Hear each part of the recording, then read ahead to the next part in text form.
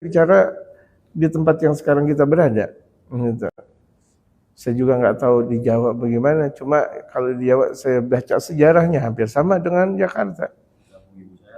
Iya, Banten. Iya, Banten dengan Jakarta kan satu adat. Karena satu ambil alirannya dari Sunan Gunung Jati. Syekh Syarif Hidayatullah. Gitu. Jelas Jakarta, Cirebon, Jakarta,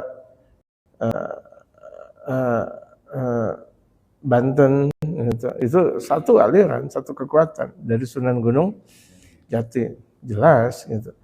Jadi itu malam Maulid itu masya Allah. Sekarang bisa kita hitung. Walaupun kelihatan sekarang banyak yang Maulid sampai puluhan ribu, ya wajar karena jumlahnya juga banyak. Jumlahnya banyak gitu. Jumlah manusianya banyak, belum lagi ada jin yang ada di sebelah sana, jinnya banyak, sebelah sini jinnya banyak. Kan bisa jadi penyerupaan jin menjadi manusia untuk hadir di dalam majelis maulid. Alhamdulillah. Kalau jin aja mau mengaji, mau maulid, masa manusia nggak hadir maulid, nggak mau hadir majelis? Kalau ada orang mengatakan maulid Nabi itu bid'ah, dijawab lagi, lahirnya Nabi nikmat atau musibah? Lahirnya Nabi nikmat atau musibah? Kalau nikmat ya berarti bagaimana menjadi bid'ah? Kan menyelenggarakan ihtifal bidzikran Nabi artinya itu kan bergembira dengan lahirnya Nabi. Sementara lahirnya Nabi itu kan nikmat besar buat semesta alam, bukan hanya untuk umat baginda Rasulullah, semesta alam. Jadi kalau misalnya disebut dengan nikmat, ya nikmat. Apakah nikmat dulu sekarang nggak nikmat? Tidak. Nikmat kubra, nikmat yang sangat besar. Jadi kalau misalnya dibalik lagi dengan pertanyaan seperti itu, enggak mampu mereka untuk menjawab. Karena yang menyatakan bahwa kalau lahirnya Nabi itu adalah musibah, syirik dia. Kalau menyatakan bahwa lahirnya Nabi adalah musibah, syirik. Kenapa dia enggak mengakui la ilaha illallah Muhammadur Rasulullah? Yang mengakui Muhammadur Rasulullah berarti dia bergembira dengan Rasulullah Muhammad. Hati-hati, dunia, hati-hati. Cari kajian-kajian yang mendekatkan diri kita kepada Allah dan Rasulullah Muhammad. Bukan malah kajian-kajian yang merusak syiar dan syariatnya Rasulullah. As-sahabatu yatlubuna minan Nabi sallallahu alaihi wasallam syafa'ah. Sahabat itu menuntut kepada Nabi Muhammad syafaat. Sahabat sendiri ini minta syafaat kepada Rasulullah. Apakah kemudian ketika para sahabat minta syafaat kepada Rasulullah, Rasulullah menyatakan haram, syirik, bid'ah? Coba kita dengarkan nih kajian kita nih. Sahabat minta syafaat kepada ya Rasulullah. Ya Rasulullah, syafaat. Ya Rasulullah, saya minta syafaat. Apakah lantas jawaban Rasulullah adalah bid'ah? Kan tidak. Kita saksikan. Wa za'ama ba'dhum, sebagian mereka mengira annahu la yajuzu an tatlub asy-syafa'ata minan Nabi sallallahu alaihi wasallam di dunia. Sebagian orang-orang yang dengki, sebagian orang-orang yang pembenci itu mengatakan tidak boleh antutlab asy-syafa'ah, syafaat itu dituntut dari Nabi sallallahu alaihi wasallam di dunia. Enggak ada syafaat Nabi di dunia, enggak ada, insyaallah. Ini saking mengejek Nabi, dianggap Nabi enggak mampu memberikan syafaat. Jangankan di dunia, akhir saja bisa Nabi memberikan syafaat, jangankan di dunia, akhirat saja bisa. Kalau misalnya ada yang mengatakan hanya di akhirat, dunia lebih gampang daripada di akhirat. Urusan-urusan dunia lebih gampang daripada di akhirat. Kok kenapa? Kemudian di akhirat katanya boleh, kemudian di dunia nggak boleh. Ini kan dia nggak belajar tentang keilmuan. Kalau akhirat yang susah mudah bagi Nabi, bagaimana yang di dunia lebih mudah lagi? Perkara dunia lebih mudah di dunia daripada di akhirat atau bagaimana jemaah? Dunia lebih mudah atau akhirat? Dunia lebih mudah. Dunia ya Allah, sepanjang-panjangnya umur di dalam dunia berapa sih? 80 tahun. Itu pun udah banyak aibnya. Aibnya udah banyak, uzurnya udah banyak 80 tahun. Akbar. Dulu saya pernah punya jamaah 80 tahun umurnya. Kemana-mana ngaji naik sepeda. Kalah kita. Kemana-mana ngajinya naik sepeda, Masya Allah. Masya Allah. Sampai pada akhirnya saking saya ngelihatnya semangat, aki-aki 80 tahun naik sepeda. Naik sepeda, betul-betul naik sepeda. Enggak sepeda ontel, sepeda kecil lagi. Kayak sepeda anak-anak kecil gitu. Saya pikir mah anak kecil, aki-aki. Masya Allah. Kong, mau panjang umur enggak? Udah enggak. Ada capek Ustaz, udah capek. Ada capek. 80 tahun nih, ada capek biar cepat meninggal dah. Masya Allah. Kecapean dia. Padahal ngajinya rutin. Sepeda betul. Saya dulu masih anak-anak masih pada kecil, Masya Allah. Banyak pun jamaah-jamaah usia-usia 80-90 tahun. 80-90 tahun yang pada ikut ngaji. Allahu Akbar. Semakin banyaknya meninggal, enggak ada penggantinya. Lah anaknya, wala cucunya. Itu demikian kejadian alam. Banyak orang-orang ngaji, orang-orang tuanya ngaji, anaknya enggak nerusin. Boro-boro nanti cucunya, ya Allah, ini yang kesian. Makanya kita ini nangis. Kita udah ngaji, anak keturunan kita ngaji enggak? Kita maulidan, anak keturunan kita maulidan enggak? Kita gemar untuk cinta ulama. Nanti anak keturunan kita gemar enggak cinta sama ulama? Itu yang kita tangis. Gitu. Gak ada kesempatan untuk mikirin yang lain, jamaah sekalian. Untuk mikirin keturunan aja gak ada habis-habisnya kita. Bal dhahbal ba'dul akhari minal muta'annitina, bahkan sebahagian orang-orang yang wangkeng, cukeng, ila anna dzalika syirkun wa dhalalun, bahkan dikatakan syafaat kepada Nabi Muhammad, minta syafaat kepada Nabi di dunia itu adalah syirik. Allahu Akbar. Dibilang syirik dan sesat. Wa yastadilluna ala dzalika biqauli ta'ala, dan mereka mengambil dalil yang demikian dari firman Allah. Mereka ngambilnya dalil dari firman Allah, tapi mereka salah dalil.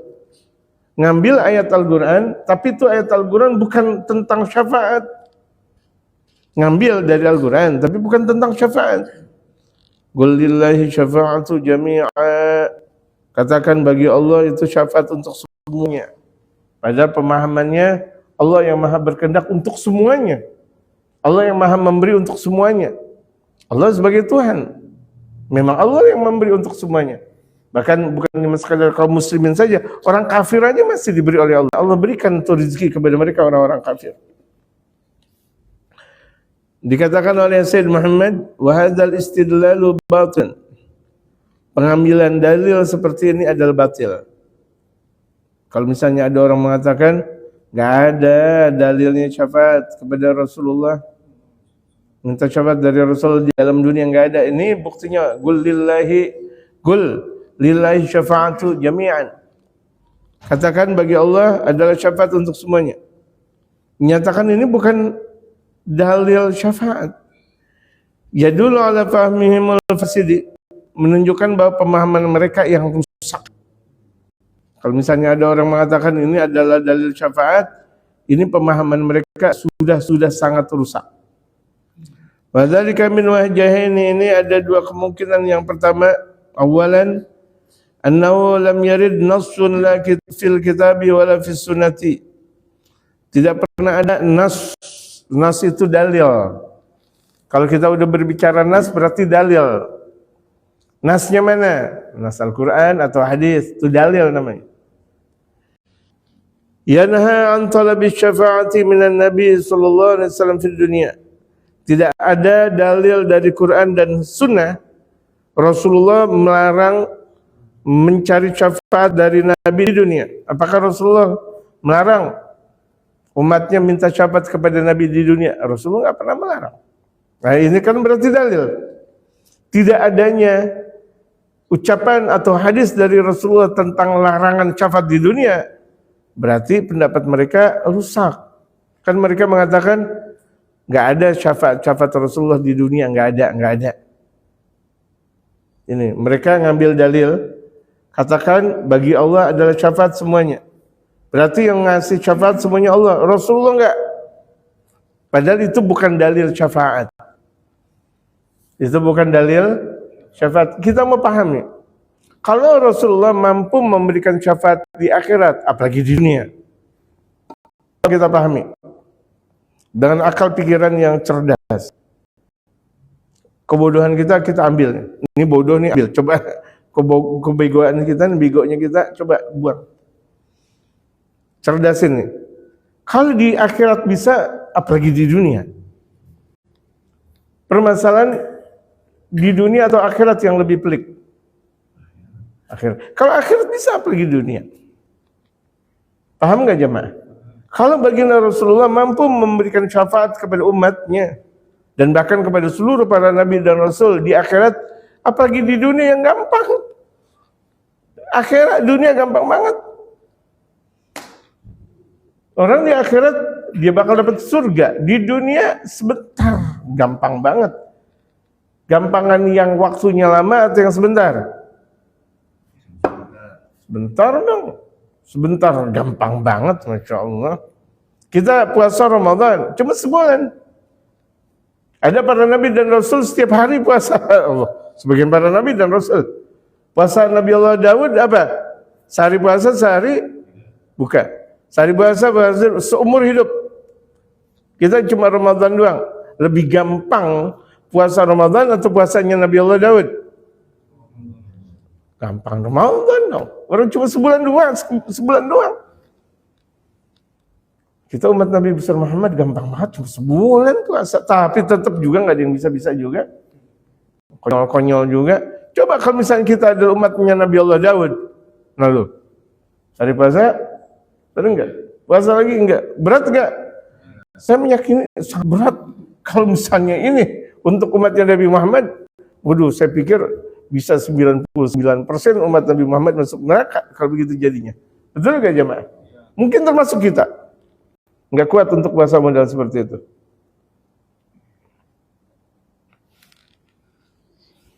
Mungkin kita enggak kuat modal seperti itu. Kita akui aja, kuat atau tidak? Tidak. Sehari puasa, sehari enggak. Sehari puasa lagi, sehari enggak. Sehari puasa lagi, sehari enggak. Allah Akbar, astagfirullah. Beratnya luar biasa. Gitu. Jadi artinya kan gampangan puasa Ramadan. Cuma sebulan dalam 1 tahun dibanding puasanya Nabi Allah Daud alaihi salatu wassalam. Ada bahkan sebagian mereka para nabi setiap hari puasa. Allah Akbar. Seperti puasa Nabi Allah Ibrahim diantaranya setiap hari puasa. Puasa. Allah Akbar. Ini kalau umat Nabi, waduh kasihan sekali. Ya, bersyukur kita sebagai umat baginda Rasulullah Muhammad sallallahu alaihi wasallam. Nah, kita udah paham. Berarti dunia lebih gampang daripada akhirat. Apalagi dunia sebentar. Yang namanya sebentar berarti lebih gampang daripada yang lama. Persiapan kita untuk umrah dibanding haji, mana lebih banyak? Haji. Persiapan kita untuk meninggal dunia ketimbang berangkat haji, mana lebih banyak? Meninggal dunia. Panjang dan gak bisa kembali lagi. Kita mau haji masih kemungkinan kita masih balik kalau kita panjang umur. Tapi kalau udah meninggal dunia nggak bisa balik lagi udah. Berarti kan persiapannya jauh lebih banyak kematian daripada haji. Nah itu dia yang pertama. Rasul tidak pernah melarang sahabatnya minta syafaat di dunia. Buktinya para sahabat ketika berjumpa dengan Rasulullah minta syafaat kepada Rasulullah. Bahkan di antara rambut Rasulullah itu adalah syafaat besar. Di antara rambut Rasulullah itu adalah syafaat besar. Ketika baginda Rasul diguntingin rambut, baginda Rasulullah digunting rambut, itu mereka para sahabat berdesakan untuk mengambil rambut yang terjatuh dari gunting rambutnya Rasulullah Muhammad. Sampai mereka kadu an yaqtatilu, sampai mereka hampir berantem dalam sabda Rasulullah. Hampir mereka berantem mau dapetin apa? Rambut berdesak-desakan. Masya Allah. Yang dapat banyak dapat, yang dapat sedikit ya sedikit, ada, tapi walhasil yang nggak dapat dikasih. Itulah. Makanya kalau misalnya zaman sekarang mungkin juga ada bangkit Rasulullah, mungkin. Kenapa? Karena memang mereka para sahabat banyak menyimpan apa? Rambut Rasulullah Muhammad sallallahu alaihi wasallam. Apakah tidak berfungsi rambut Rasulullah? Jamaah, berfungsi gak? Nyambung kepada baginda Rasul Muhammad sallallahu alaihi wasallam. Rambutnya Rasulullah nyambung kepada Rasulullah Muhammad. Kalau sendalnya Rasulullah saja berfungsi, kan sendalnya Rasulullah nyambung gak dengan tubuhnya Rasulullah? Nyambung, tapi ketika dilepas, ya lepas. Tapi ini rambut nyambung langsung dari Rasulullah, dari jasadnya Rasulullah. Sementara sendal kan bukan dari jasadnya Rasulullah. Kalau sendalnya Rasulullah sampai kepada Hadratullah dalam Mi'raj, naik ke Sidratul Muntaha, bagaimana ini adalah rambutnya Rasul Muhammad sallallahu alaihi wasallam. Kita pikirkan, kita renungkan. Ketika kita berpikiran positif, rasa cinta kita kepada Rasul meningkat. Apalagi sekarang berada di bulan lahirnya Rasul Muhammad, bulan Maulid Rasul Muhammad sallallahu alaihi wasallam. Kalau di Tarim itu sampai di dapur mereka ngadain Maulid. Di dapur mereka ngadain Maulid. Malam ini di ruang tamu, malam berikutnya di kamar, malam berikutnya di dapur mereka mengadakan Maulid Nabi Muhammad. Di Jakarta jangankan di dapur, masjid aja belum tentu ngadain Maulid. Ini kapan ngadain Maulid? Kan Maulid nggak harus besar-besar, nggak harus ini dan sebagainya, nggak ya? Nggak harus ngambil penceramah 5 juta, 10 juta. Guru tetap dikasih gak 5 juta, 10 juta? Guru tetap nggak dikasih 5 juta, 10 juta. Penceramah dicari yang terbahak-bahak, yang belum ketahuan manfaatnya. Berdesak-desakan orang mencari 5 juta, 10 juta. Allahu Akbar.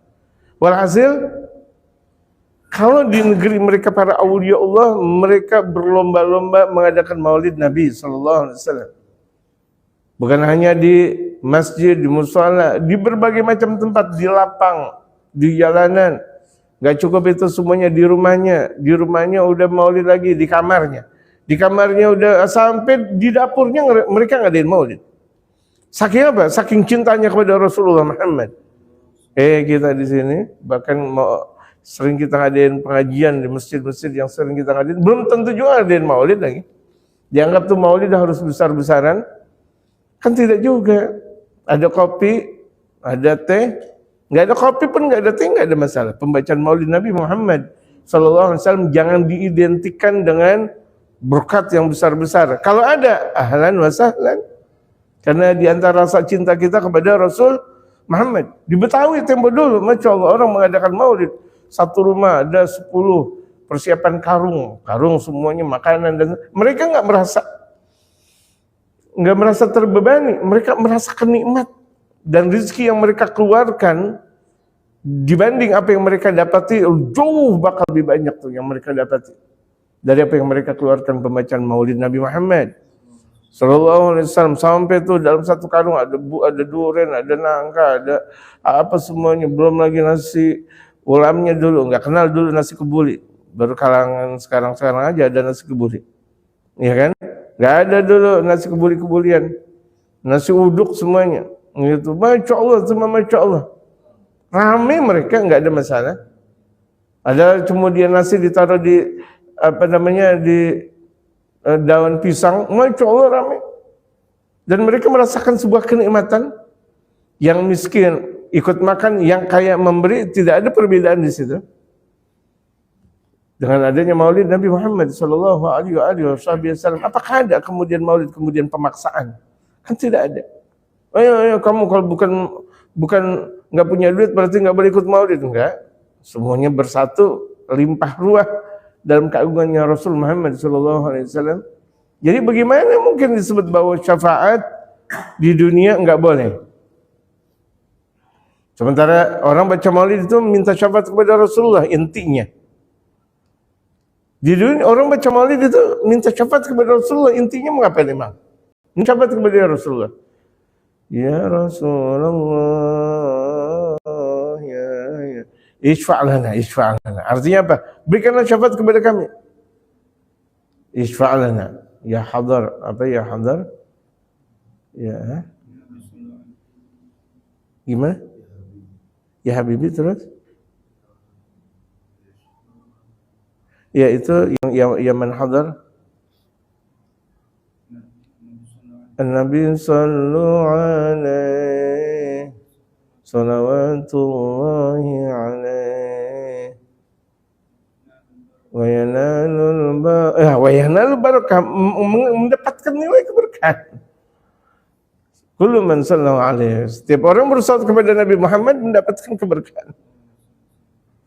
Yang keberkahan adalah syafaat Rasulullah Muhammad. Di antara keberkahan itu adalah syafaat Rasulullah Muhammad.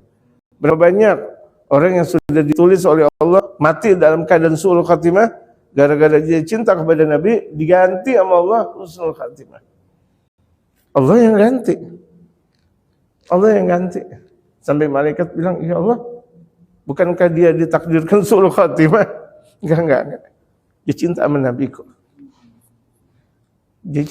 Nabiku. Maksiat ya Allah, Nabiku. Kalau udah Allah bilang gitu gimana?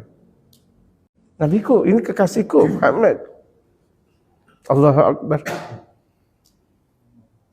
Akbar. Jadi beruntung para pecintanya Rasulullah Muhammad. Gak ada rugi bagi pecinta Rasul, tidak pernah rugi di dunia maupun di akhirat. Urusan apapun termudahkan. Apapun urusan termudahkan kalau kita hadapkan kepada Rasul Muhammad sallallahu alaihi wasallam. Jadi umat Rasulullah yang pada bandel. Udah tahu kunci tapi enggak mau buka. Sanian, yang kedua, anna hadhil ayat la tadullu ala dzalika. Ayat ini bukan menunjukkan tentang syafaat. Qul lillahi syafa'atu. Qul, katakan bagi Allah adalah syafaat untuk semuanya. Itu bukan artinya syafaat, artinya pemahamannya adalah syafaat. Artinya nih, bal sya'nu ghairiya, urusannya urusan yang lain. Minal ayatil lati ja'at li bayani ikhtisasillah subhanahu wa ta'ala, yang menjelaskan datangnya ayat kekhususan bagi Allah. Bima huwa mulkun lahu duna ghairi, bahwa alam ini adalah kepemilikan Allah. Itu maksudnya. Bukan artinya Allah memberikan syafaat. Qul lillahi syafa'atu jami'an, bahwa Allah segala-galanya untuk semuanya, gitu maksudnya. Allah yang memberi untuk semuanya, Allah Tuhan semuanya. Lahu mulkun, Allah baginya Allah subhanahu wa ta'ala kerjaan, buat semuanya kerajaan. Kerajaan yang ada di langit, kerajaan yang ada di bumi, semuanya kerajaannya Allah subhanahu wa ta'ala. Lahu mulku samawati wal ardi, bagi Allah kerajaan langit dan bumi. Gitu. Walahum mulku samawati wal ardi. Bimana annahu huwal mutasarrifu fihi. Artinya dialah Allah yang maha mengendaya gunakan alam. Yang mengatur alam siapa? Allah, itu maksudnya. Yang maha mengatur alam. Wa hadza la yanfi annahu yu'tihi man yasha, dan ini tidak meniadakan bahwa dialah Allah yang maha memberi bagi yang Allah kehendaki. Tidak ada jika Allah kehendaki. Fa huwa malikul mulki, dialah Allah sang diraja. Yu'til mulka man yasha, dialah Allah maha memberi kerajaan bagi yang Allah subhanahu wa ta'ala kehendaki. Terserah Allah kan? Terserah Allah. Allah mau ngasih ini jadi orang kaya. Allah memberikan ini kemiskinan, ini miskin. Allah yang maha memberi. Allah memberikan Nabi Allah Daud, Nabi Allah Sulaiman sebagai raja, itu kuasa Allah subhanahu wa ta'ala. Kuasa Allah subhanahu wa ta'ala, tidak ada yang menolak dalam kuasanya Allah. Wa yanzi'ul mulka mimman yasha, dan dialah Allah melepaskan kekuasaan bagi yang Allah subhanahu wa ta'ala kehendaki. Tadinya jadi raja turun, kehendak Allah. Tadinya jadi presiden turun, semuanya kehendak Allah. Jadi gubernur tahu-tahu turun, jadi pemimpin tahu-tahu turun, kehendak Allah. Wa nadhiru hadza qaulihi azza wa jalla, dan tandingan dari ayat tersebut yang seumpama qul lillahi syafa'atu jami'an, itu umpamanya lahul mulku wa lahul hamdu. Ini bandingan ayat. Kalau misalnya kita belajar tafsir itu ada nadhirul ayah. Makanya kalau orang belum mampu untuk mempelajari tafsir secara lebih mendalam, nggak bisa untuk menafsirkan hadis. Karena antara Al-Quran dengan hadis ada hubungan erat. Antara Al-Quran dan hadis mempunyai hubungan yang sangat kuat. Nggak bisa nih ada orang Quran tanpa hadis. Hadis-hadis tanpa Quran, nggak bisa karena keduanya itu saling berhubungan. Kita kalau lagi sholat, aqimus sholat, Allah berfirman, dirikan sholat. Adakah dalam Al-Quran kemudian hitungan sholat zuhur ada berapa rakaat? Ada. Asar berapa rakaat? Enggak, dalam Al-Quran enggak disebut. Maghrib, isya, subuh, dan caranya dalam Al-Quran enggak ada. Dengan wudu betul caranya. Wa'idukum dimrasul faghsilu wujuhakum ila al-marafiq famsahu wujuhakum, itu ada dalam wudu, tapi dalam salat enggak ada. Siapa yang menjelaskan? Rasul Muhammad dalam hadis. Tentang zakat siapa yang menjelaskan? Tentang syariat siapa yang menjelaskan? Rasul Muhammad. Jadi kalau misalnya ada orang anti hadis Rasulullah, bagaimana dia mau menjalankan ibadah? Itu enggak bisa. Tertolak. Allah tanpa Rasul, sebagaimana Rasul tanpa Allah tertolak, karena dua-duanya itu saling berhubungan, Al-Quran dan hadis. Wa wasafa nafsahu annahu malikul mulki ma'a qawlihi subhanahu wa ta'ala, dan juga Allah mensifatkan dirinya, dalam Al-Quran bahwa Allah malikul mulki, Allah sang diraja, berarti rajanya raja, sang diraja. Bukan dikatakan raja. Kalau raja berarti di atasnya ada raja. Ini sang diraja.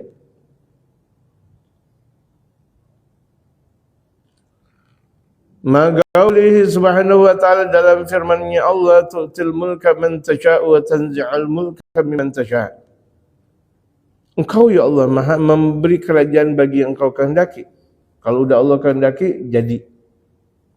Wa tanzi'al mulka mimman tasha', dan Kau menjatuhkan kerajaan yang Kau kehendaki. Kerajaan, lihat kerajaan Fir'aun. Dakwah dari Nabi Allah Musa alaihi salatu wassalam tidak lama hancur. Padahal kuasanya ribuan tahun Fir'aun. Sampai orang-orang mengira wah sampai datangnya kiamat Fir'aun gak bakal runtuh. Betul gak? Runtuh. Kerajaan Haman runtuh. Kerajaan tempo dulu, kalau misalnya kita bicara di Indonesia, ada kerajaan Hindu Buddha atau kerajaan apapun, mereka akan meyakini ini selama-lamanya. Raja ini yang dari Arab dan yang dari ada ini dan sebagainya, runtuh. Kita berbicara di Jakarta dan sekitarnya. Jakarta itu kerajaan apa dulu? Pajajaran. Dikuasai Jakarta ini oleh Prabu Siliwangi, Eyang Prabu Siliwangi. Itu kuasanya Cirebon, Jakarta, Banten dan sebagainya. Wilayah Tatar, Sunda dan semuanya itu. Orang ketika zaman Prabu Siliwangi mungkin menyatakan ini selama-lamanya. Betul kan? Saking kuatnya tuh kerajaan tersebut, tapi Allah Maha menghendaki meninggal. Apakah ada raja di dunia kemudian tidak meninggal dunia? Ada enggak? Fir'aun yang berkuasa lama, Fir'aun yang dia mengatakan saking kuasanya hebat sampai mengatakan ana rabbukumul a'la, akulah Tuhan kau yang tinggi. Mati. Dan matinya apa? Tenggelam di dalam lautan ketika mengejar Nabi Allah Musa alaihi salatu wassalam. Allahu Akbar. Siapa yang menyangka bahwa matinya Fir'aun di dalam lautan dan diselamatkan oleh Allah Subhanahu wa taala untuk menjadi peringatan.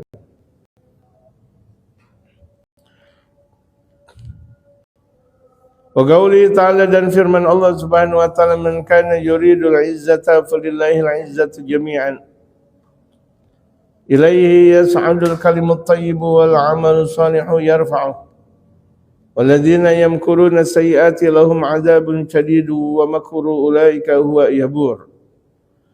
Barang siapa yang menghendaki keagungan Allah, falillahil izzatu jami'a, maka bagi Allah keagungan selama-lamanya. Dari Nabi Allah Adam, sebelum Nabi Allah Adam, keagungan Allah. Nabi Allah Adam, itu Nuh, Saleh, sampai Nabi Allah Musa, sampai Nabi Allah Isan, sampai Nabi Muhammad, sampai nanti hari kiamat. Keagungan Allah nggak pernah runtuh, dan selama-lamanya di dunia dan di akhirat nggak ada runtuhnya, nggak ada rusaknya keagungan Allah. Ilaihi yas'adul kalimut thayyib, kepadanya lah, maksudnya kepada Allah kembali ucapan-ucapan baik. Wala amal shalih yarfa'u, dan amal-amal yang baik itu bakal kembali kepada Allah, terangkat kepada Allah. Jadi apapun yang kita lakukan kebaikan terangkat semuanya. Makanya tidak ada kebaikan sedikit pun kecuali kembali kepada dirinya. Kita melakukan kebaikan, udah kembali kepada diri kita, kembali kepada anak keturunan kita. Insyaallah. Maha agungnya Allah Subhanahu wa taala. Kita melakukan kebaikan, kita dapat, orang tua kita yang udah meninggal dunia dapat, guru-guru kita dapat, anak keturunan kita yang bakal ada setelah kita dapat. Makanya generasi mereka para aulia Allah wajar anak-anaknya jadi wali lagi. Anak-anaknya jadi orang-orang saleh lagi. Ini saya cuma mengasih contoh pergerakan mereka para habaib. Mereka banyak orang-orang saleh zaman dulu. Anak-anak keturunannya ada aja lagi tuh. Tuk, tuk, tuk, tuk, tuk, tuk, tuk, tuk, tuk, tuk.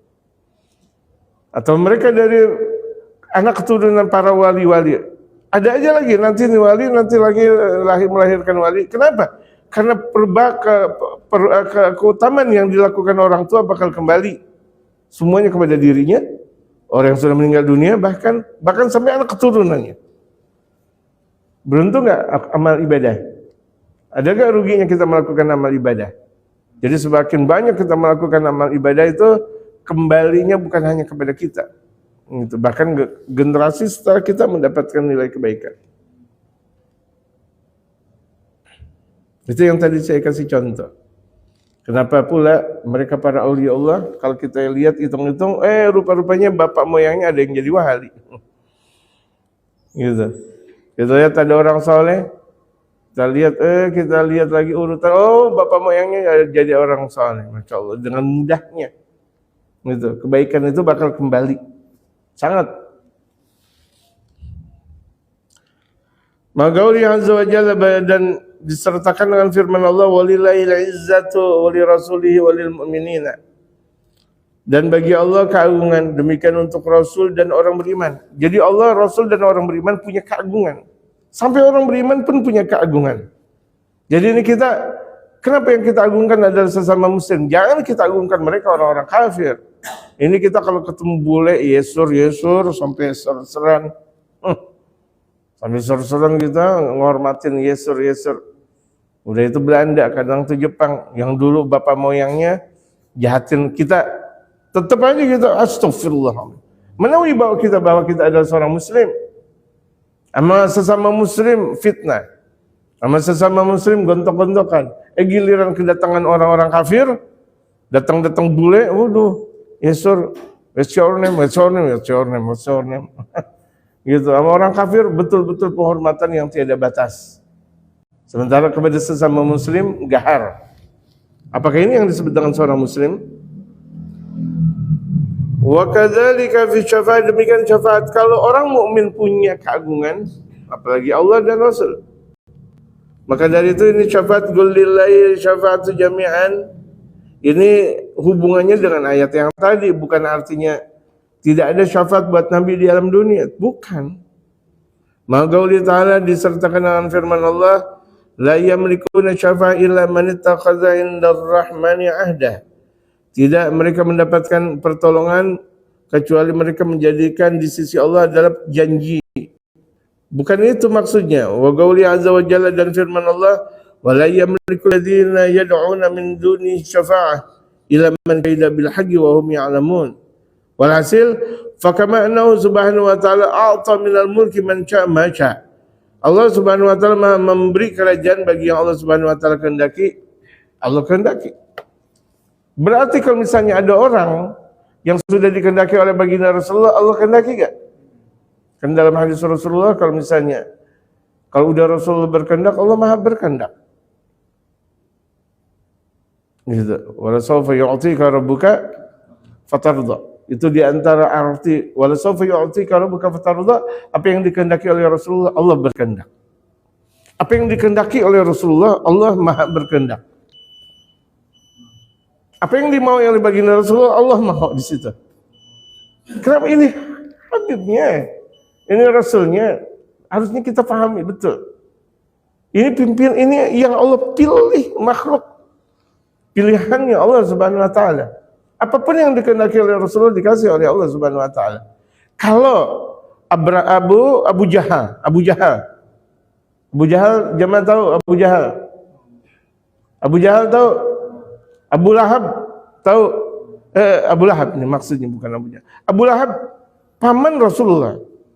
Ketika Rasulullah lahir, itu paman Rasulullah bergembira dengan lahirnya Rasulullah. Sampai memerdekakan budaknya. Siapa? Suhaibah. Dimerdekakan oleh Abu Lahab. Gara-gara tuh Abu Lahab bergembira dengan lahirnya Rasulullah di malam Senin, di setiap hari Senin, hadis Rasulullah itu diberikan kenikmatan di dalam kuburnya. Jadi diringani azabnya. Sampai nanti ketika masuk ke dalam neraka, setiap malam Senin itu diringani azabnya. Kalau ini kepada orang kafir, bagaimana kepada sesama muslim? Jamaah, kalau ini kepada orang kafir, bagaimana kepada sesama muslim? Yang sudah barang tentu sebagai umatnya baginda Rasul Muhammad sallallahu alaihi wasallam. Kajian kita ini kajian dalil semuanya. Bukan kajian cuma sekedar kajian biasa, ini kajian dalil yang ketika kita berbicara tentang Al-Qur'an, di situ ada hadis Rasulullah dan pendapat-pendapat yang dikuatkan oleh mereka para ulama-ulama. Wa ja'alna minal izzati allati hiya lahu ma syaa li rasulih sallallahu alaihi wasallam wal mu'minin. Dan Allah jadikan keagungan yang Allah kehendaki buat Rasulullah dan orang-orang beriman. Kadzalika syafa'atu kulluha lahu, demikian juga syafaat seluruhnya buat Rasulullah. Yang pertama kali yang memberikan syafaat siapa? Rasulullah. Yang pertama kali diberikan syafaat oleh Allah siapa? Rasulullah sallallahu alaihi wasallam. Wa qad a'taha lil anbiya'i wa ibadihi salihin, bahkan Rasulullah juga memberikan syafaat kepada para nabi dan hamba-hamba yang saleh. Kalau hamba-hamba yang saleh ketahuan ini umatnya Rasulullah, para nabi. Tapi kan karena para nabi itu semuanya di bawahnya Rasulullah Muhammad. Tidak ada para nabi dan rasul yang tegak berdiri dengan baginda Rasulullah. Semuanya berada di bawah benderanya Rasulullah Muhammad. Bahkan dikatakan dalam hadis Rasulullah, di setiap hari Jumat, para nabi, orang-orang saleh sudah berkumpul menunggu datangnya Rasulullah Muhammad untuk menghadap kepada Allah, dan semuanya bergerak bagaikan pawai, dipimpin oleh baginda Rasulullah dan para nabi dan para rasul di belakangnya umat-umat untuk berhadapan dengan Allah Subhanahu wa taala di setiap hari Jumat di dalam surga. Ini hadis Rasulullah Muhammad. Siapa yang memimpin? Rasul Muhammad. Di dunia pemimpinnya ada Rasulullah, di akhirat juga pemimpinnya adalah Rasulullah Muhammad. Tidak ada pemimpin yang abadi kecuali Rasul Muhammad. Sang pemberi syafaat dunia dan akhirat, Rasul Muhammad sallallahu alaihi wasallam. Bal wa katsirin min amatil mu'minina, bahkan banyak orang-orang awam dapat syafaat Rasulullah. Kama nataqad bi sahhahul hadis mutawatirati tawatur ma'nawiyan, sebagaimana diungkapkan oleh mereka pensahih hadis mutawatir dengan mutawatir maknawi. Wallahu a'lam.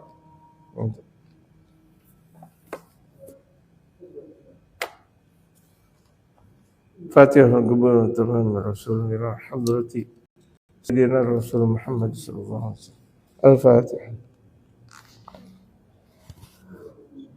بالعلم كافي مزيدا يا ربنا واشفنا بالعلم خبر.